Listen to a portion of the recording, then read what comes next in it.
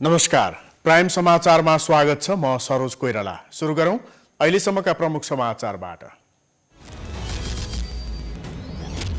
लुम्बिनी प्रदेशको विशेष अधिवेशन आज बस्दै मुख्यमन्त्री शंकर पोखरेल विरुद्धको अविश्वास प्रस्तावमाथि छलफल हुने।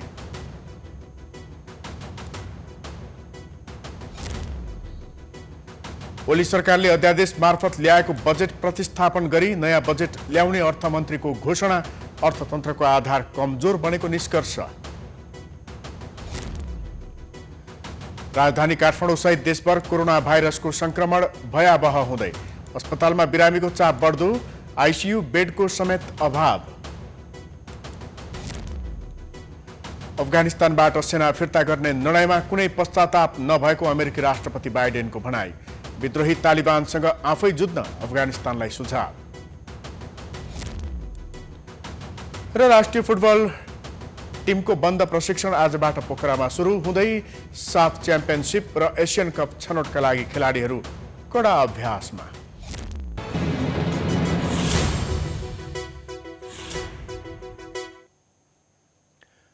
अब समाचार विस्तारमा। लुम्बिनी प्रदेशको विशेष अधिवेशन आज बस्दैछ। मुख्यमन्त्री शंकर पोखरेल विरुद्धको अविश्वासको प्रस्तावमाथि छलफल गर्न बैठक दिउँसो 1 बजे प्रदेश सभा भवन बुटवलमा बस्नेछ। अधिवेशनमा मुख्यमन्त्री शंकर पोखरेल विरुद्धको अविश्वास प्रस्तावमाथि छलफल हुनेछ। विपक्षी दलहरूले मुख्यमन्त्री पोखरेल विरुद्ध साउन 18 गते प्रदेश सभा सचिवालयमा अविश्वास प्रस्ताव दर्ता गरिसकेका छन्। अविश्वासको प्रस्ताव पछिको कदमबारे निर्णय गर्न नेकपा एमाले लुम्बिनी प्रदेशले संसदीय दलको बैठक बोलाएको छ। आज बिहान 8 बजे मुख्यमन्त्री निवासमा संसदीय दलको बैठक बोलाएको हो।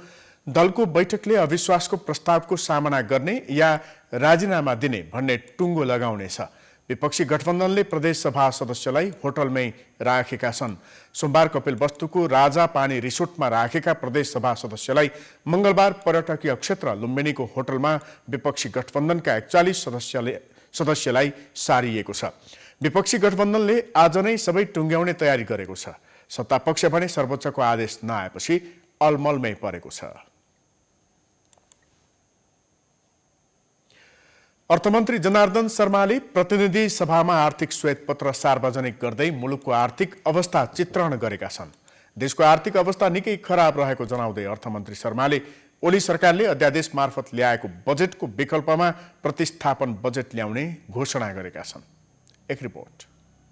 प्रतिनिधि सभामा मंगलबार सरकारको आर्थिक श्वेतपत्र सार्वजनिक गर्दै तत्कालीन केपी शर्मा ओली सरकारले मुलुकको अर्थतन्त्रलाई तहस नहस पारेको आरोप लगाए। साथै उनले कोभिड-19 महामारीबाट सृजित इतिहासकै संकटपूर्ण अवस्था तथा मुलुकको अर्थतन्त्रले भोगिरहेको प्रतिकूल परिस्थितिका बीच वर्तमान सरकारले कार्यभार सम्हालेको विषय श्वेतपत्रमा उल्लेख गरेका छन्। सरकारको पहिलो कर्तव्य नै सबै नेपालीलाई कोभिड-19 विरुद्धको खोप र अन्य आवश्यक स्वास्थ्य सुविधा उपलब्ध गराई जनस्वास्थ्यको रक्षा गर्नु र थप राहत र पुनर्स्थापनाका कार्यक्रम एवं नीतिगत सुधारको माध्यमबाट अर्थतन्त्रलाई नयाँ गति प्रदान गर्नु रहेको उनको भनाइ छ। अघिल्लो सरकारले प्रचारमुखी बजेट ल्याए पनि कार्यान्वयनमा चुक्दै आएको उनको आरोप छ। कोभिड-19 महामारीबाट सृजित जनस्वास्थ्य माथिको ऐतिहासिक गम्भीर संकटपूर्ण अवस्था तथा मुलुकको अर्थतन्त्रले भोगिरहेको प्रतिकूल परिस्थितिका बीच वर्तमान सरकारले कार्यभार सम्हालेको छ। यति बेला सरकारको पहिलो कर्तव्य नै सबै नेपालीलाई कोभिड-19 विरुद्धको खोप र अन्य आवश्यक स्वास्थ्य सुविधा उपलब्ध गराई जनस्वास्थ्यको रक्षा गर्नु र थप राहत पुनर्स्थापनाका कार्यक्रम एवं नीतिगत सुधारको माध्यमबाट अर्थतन्त्रलाई नयाँ गति प्रदान गर्नु रहेको छ। श्वेतपत्रमा उनले बजेट बाहिर गएर खर्च गर्ने परम्परा बढेको तथा गत आर्थिक वर्षमा सडक सञ्जालमा 3 अर्ब र रेल सञ्जालमा 57 अर्ब रुपैयाँ खर्च भएको उल्लेख गरेका छन्। उनले अबका दिनमा लोकप्रियता कमाउन मुलुकको अर्थतन्त्रलाई ध्वस्त पार्ने काम हुन नदिने पनि बताएका छन्। साथै आर्थिक परिसूचकहरूमा सुधार ल्याएर जनताको गुमेको आशा र विश्वास पुनर्स्थापित गरिने दाबी उनको छ। साथै उनले सरकारी साधन स्रोतमाथिको दोहन रोक्ने, आर्थिक तथा वित्तीय अनुशासन कायम गरी सार्वजनिक खर्चलाई पुँजी निर्माण र सेवा प्रवाह सुधारमा केन्द्रित गर्ने र जनतामाथि पर्न गएको ऋण भार कम गराउँदै जान विशेष प्रयास गर्नुपर्ने देखिएको बताए। यसका अतिरिक्त मुलुकको तुलनात्मक लाभको क्षेत्रहरूमा बढी लक्षित रही त्यसमध्ये विद्युत उत्पादन, व्यापार तथा आन्तरिक खपत बढाएर उत्पादनशील क्षेत्रलाई प्रवर्धन गर्दै आयात निर्यात बीचको खाडल कम गर्नेतर्फ जोड दिने दावी गरेका छन्। अर्थमन्त्री शर्माले देशको सञ्चित कोष 1 खर्ब 43 अर्बले घाटामा रहेको जानकारी पनि दिएका छन्। 2074 चैत्रमा तत्कालीन सरकारले जारी गरेको श्वेतपत्रमा सो आर्थिक वर्षको अन्त्यमा कोष रु 48 अर्बले सञ्चित घाटा रहेको उल्लेख छ, तर त्यसमा सुधार आउनुको सट्टा यस्तो घाटा आर्थिक वर्ष 76-77 रु 2 खर्ब 16 अर्ब पुग्न गएको थियो। आर्थिक वर्ष 77-78 को अन्त्यमा बचत हुन जान सक्ने देखिएको रु 73 अर्ब मध्ये सम्पूर्ण रकम सञ्चित घाटा घटाउनमा उपयोग गर्ने हो भने पनि कोष रु 1 खर्ब 43 अर्बले घाटा रहने देखिन्छ। यसबाट बजेट योजना, वित्तीय उत्तरदायित्व र स्रोतको परिचालनमा विचलन आएको देखिन्छ। उनले 2074 सालमा तत्कालीन सरकारले आर्थिक श्वेतपत्र जारी गर्दा 43 अर्बले घाटामा रहेको सञ्चित कोष आर्थिक वर्ष 2076-77 मा 2 खर्ब 16 अर्बमा पुगेको जानकारी गराए। आर्थिक वर्ष 2077-78 सम्म बचत हुन सक्ने देखिएको 73 अर्बलाई सञ्चित घाटा पूर्तिमा लगाउने हो भने पनि 1 खर्ब 43 अर्बले सञ्चित कोष घाटामा रहेको जानकारी अर्थमन्त्रीले दिएका छन्। साथै उनले स्रोतसँग मेल नखाने गरी प्रचारात्मक ढङ्गले बजेटको आधार वृद्धि हुँदै आएको पनि बताएका छन्। आर्थिक वर्षको अन्तिमसम्ममा खर्च गर्ने प्रवृत्तिले वित्तीय अनुशासन बिथलिएको श्वेतपत्रमा उल्लेख छ। बजेट परिचालनमा अनुशासन नहुँदा बजेट योजना र वित्तीय उत्तरदायित्वमा विचलन आएको शर्माले दावी गरेका छन्। साथै अर्थमन्त्री शर्माले कुल ग्राहस्थ उत्पादनमा कृषिको योगदान घटेको जानकारी गराएका छन्। गत वर्षसम्म कुल ग्राहस्थ उत्पादनमा 26% योगदान रहेको कृषि क्षेत्र यो वर्ष 25% खुम्चिएको छ। त्यही कारण मूल्य वृद्धि समेत अधिक रहेको उनको अनुमान छ।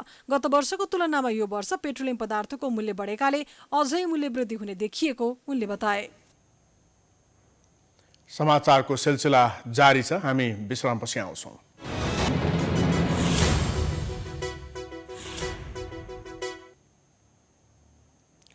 विश्रामपछि स्वागत छ। अब बाँकी समाचार। कोरोना संक्रमितले उपत्यकाका सरकारी अस्पताल भरिभराउ हुन थालेका छन्। कतिपय सरकारी अस्पतालमा शैय्या नै खाली नभएपछि अस्पतालको प्राङ्गणबाटै सेवा दिन थालिएको छ। एक रिपोर्ट। काठमाडौँ उपत्यकाका ठूला सरकारी अस्पताल फेरि कोरोना संक्रमितले भरिएका छन्। असारमा केही कम भएको संक्रमणको संख्या अहिले दैनिक 4000 को हाराहारीमा देखिन थालेपछि सबैजसो सरकारी अस्पताल संक्रमितले भरिएका हुन्। टेकु, बेर र त्रिवी शिक्षण अस्पतालमा उपचार गर्न आउने संक्रमितको संख्या ह्वात्तै बढ्न थालेका छन्। संक्रमितको संख्या बढेर आकस्मिकदेखि गम्भीर बिरामीका लागि छुट्याइएका सबै शैय्याहरू भरिएका छन्। शुक्रराज ट्रपिकल तथा सरुवारोग अस्पतालमा सञ्चालन भइरहेका खोप अभियान नै स्थगित गरेर अस्पताल बाहिरै टहरो बनाएर उपचार थालिएको छ। अस्पतालका सूचना अधिकारी नमराज गौतमले अस्पतालमा सबै शैय्याहरू भरिएको जानकारी दिए। भेन्टिलेटर चाहिँ बाहिर काठमाडौँ बाहिरबाट सिकिस्त भएपछि रिफर हुने, त्यो रिफर भएर आएको मान्छे त डेफिनेटली आइसियु भेन्टिलेटरकै खोजीमा हुनुहुन्छ। अर्को चाहिँ अहिले अब नेपाल सरकारले दिने अनुदान दिने निजी अस्पतालहरू त्यो पनि बन्द छ। सकेसम्म सरकारी अस्पतालमा जाने जुन ट्रेन्ड छ त्यसले गर्दा पनि हामी यहाँको जुन तपाईँको चाहिँ सङ्ख्यात्मक रूपमा प्राइभेटमा भर्ना हुनुभएका पेसेन्टहरू पनि हामी कहाँ आइसियु खाली भयो भने कन्सल्ट गरेर रिफर गरेर यतै आउनुहुन्छ। कोरोनाको दोस्रो लहरको सुरुवातसँगै मुलुकको स्वास्थ्य सेवाले संक्रमितको चाप थेक्न सकेको थिएन, जसले गर्दा संक्रमितको चर्को शुल्क असुल्ने निजी अस्पतालमा उपचार गराउनुपर्ने बाध्यता थियो। गत वैशाखमा अस्पतालमा देखिएका करुणिक दृश्य फेरि देखिने हो कि भन्ने चिन्ता पनि बढ्न थालेको छ। अहिले नै त्रिवी शिक्षण अस्पतालमा बढेको संक्रमितको चापलाई संशोधन गर्न नन कोभिड बिरामीका लागि छुट्याइएको शैय्या कोरोना संक्रमितका लागि प्रयोग गर्न थालिएको छ। यसअघि संक्रमण घटे पश्चात बन्द गरिएका सेवालाई फेरि पुरानै ढाँचामा फर्काइएको छ। शिक्षण अस्पतालका कोभिड युनिट प्रमुख डाक्टर नीरज बमले पछिल्ला केही दिन यता कोरोना संक्रमितको संख्या निकै बढेको बताउँदै फेरि पनि संक्रमितको चापलाई थेक्न नसक्ने हो कि भन्ने चिन्ता व्यक्त गरे। अहिलेकै अवस्थामा त रहँदैन। हामीले संरचना, स्रोत र साधनलाई व्यापक रूपमा तीव्र रूपमा अगाडि बढाउनुपर्छ र थप्नुपर्ने हुन्छ। यसको लागि हामीले जस्तो जनरल वार्डमा कन्भर्ट गरेका वार्डहरूलाई यथाशीघ्र फेरि कोभिड वार्डमा कन्भर्ट गर्नुपर्ने हुन्छ पनि। जस्तो अहिले हामीले NX3 वार्ड रेस्पिरेटरी वार्डलाई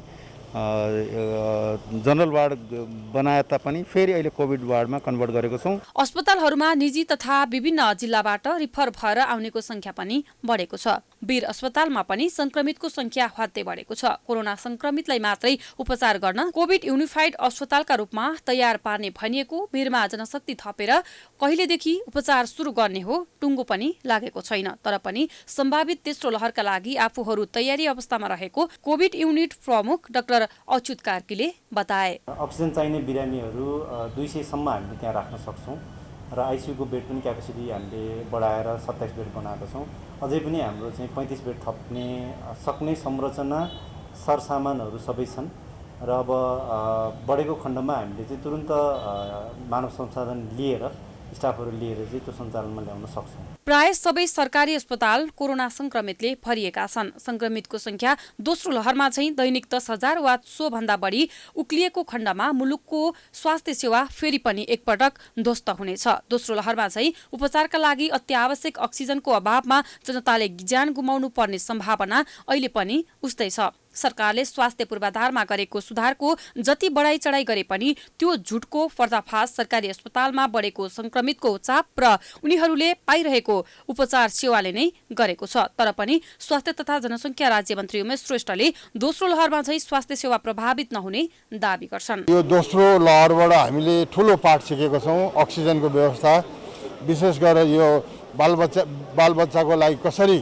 सिट सुरक्षित गर्ने, कोभिड हस्पिटल र नन कोभिड हस्पिटल कसरी बनाउने, यो सम्बन्धमा पनि एउटा प्लान गरेर अहिलेदेखि नै हामीले देशभरि क्लस्टर हस्पिटल बनाएर कोभिड हस्पिटल नन कोभिड हस्पिटलको रूपमा चाहिँ बनाउने र अक्सिजनको व्यवस्था गर्ने र तुरुन्तै कुन हस्पिटलमा कति सिट छ भन्ने कुरो पनि प्लान गरेर प्लान वेबाट अहिले चाहिँ तेस्रो लहरको लागि प्रिपेयरहरू चाहिँ अहिले स्वास्थ्य मन्त्रालयको तर्फबाट अहिले गर्दै गरेको यहाँलाई जानकारी गराउन चाहन्छु। कोरोनाको दोस्रो लहरमा चाहिँ स्वास्थ्य सेवालाई ध्वस्त हुन नदिन धेरै कार्य गर्नुपर्ने आवश्यक छ। अब सुरु गरिने तयारीले सबै संक्रमितलाई बचाउन सक्छ भन्न सक्ने अवस्था पनि छैन। तर अहिले नै तयारी थाल्ने हो भने धेरैको ज्यान बस्ने सम्भावना पनि देखिन्छ। अब पनि सरकारले मुख ताकेर बस्ने हो भने कोरोना संक्रमणबाट ज्यान गुमाउनेको संख्या दोस्रो लहरमा भन्दा निकै बढी हुने पक्का छ। तर स्वास्थ्यका मापदण्डलाई कडाइका साथ पालना गर्ने हो भने बाँच्ने सम्भावना पनि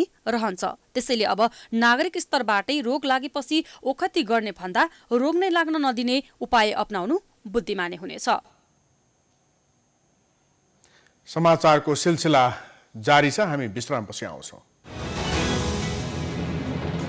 बाँकी समाचारको साथ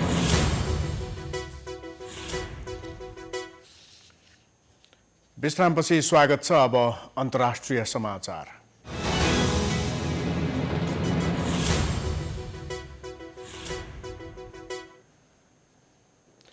अमेरिकी राष्ट्रपति जो बाइडेनले अफगानिस्तानबाट सेना फिर्ता गर्ने निर्णयमा आफूलाई कुनै पश्चाताप नभएको स्पष्ट पारेका छन्। व्हाइट हाउसमा पत्रकारहरूसँग कुरा गर्दै राष्ट्रपति बाइडेनले अमेरिकी र नाटो सेना फिर्तासँगै अफगानिस्तानमा द्वन्द्व चर्किए पनि आफूलाई सेना फिर्ता गरेकोमा कुनै दुःख नभएको बताए। उनले अब अफगानी नेताहरूले एकजुट भएर आफ्नो राष्ट्रका लागि लड्नुपर्ने बताए। विद्रोही तालिबानले देशको 34 प्रान्तीय राजधानी मध्ये कम्तीमा 8 राज्य कब्जा गरेको छ। छिटोभन्दा छिटो अन्य राज्यमा पनि कब्जा जमाउने धम्की तालिबानले दिइरहेको छ। अमेरिकाले अफगानिस्तानलाई दिएका सबै प्रतिबद्धताहरू पूरा गरिरहेको बाइडेनको भनाइ छ। हवाई सहयोग, सैन्य तलब र अफगान सेनालाई खाना र उपकरणको आपूर्तिमा अमेरिकी सहयोग जारी रहेको उनले बताए। विद्रोहीसँग भने अफगान सेना आफै लड्नुपर्ने उनको भनाइ छ। अब खेलकुद समाचार।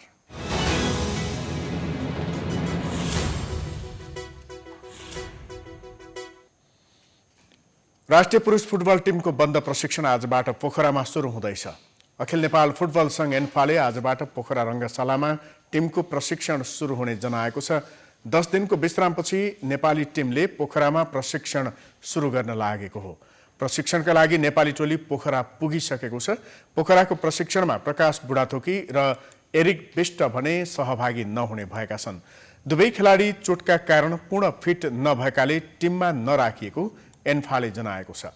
उनको स्थानमा शिशिर लेखी र शेषेहाङ आङदेम्बे टिममा सामेल हुने एन्फाले जनाएको छ। यस्तै गोलकिपर विशाल सुनार पनि पोखराको प्रशिक्षणमा सहभागी हुने भएका छन्। साफ च्याम्पियनसिप र एसियन कप छनौट अन्तर्गत फाइनल चरणको छनौटका लागि नेपाली टोलीले तयारी गरिरहेको छ। मुख्य प्रशिक्षक अब्दुल्लाह अल मुताइरीको नेतृत्वमा 37 खेलाडी बन्द प्रशिक्षणमा रहेका छन्। साफ च्याम्पियनसिप आगामी अक्टोबर 1 देखि 13 सम्म मालदिभ्समा हुनेछ। साफ च्याम्पियनसिप अघि नेपालले दशरथ रङ्गशालामा भारतसँग 2 मैत्रीपूर्ण खेल खेल्नेछ।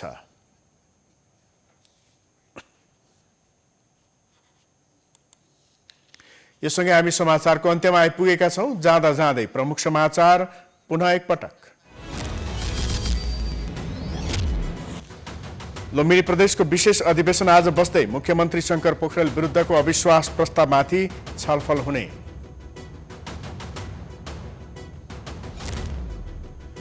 ओली सरकारले अध्यादेश मार्फत ल्याएको बजेट प्रतिस्थापन गरी नयाँ बजेट ल्याउने अर्थमन्त्रीको घोषणा। अर्थतन्त्रको आधार कमजोर बनेको निष्कर्ष। राजधानी काठमाडौँ सहित देशभर कोरोना भाइरसको संक्रमण भयावह हुँदै अस्पतालमा बिरामीको चाप बढ्दो, आइसियु बेडको समेत अभाव।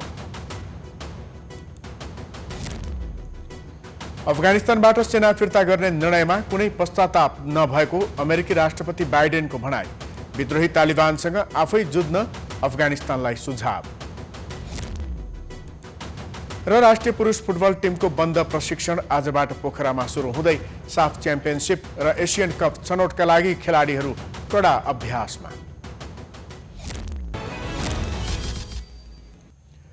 समाचार अहिलेलाई सकियो। हेर्दै गर्नुहोला प्राइम टाइम्स टेलिभिजन। नमस्कार।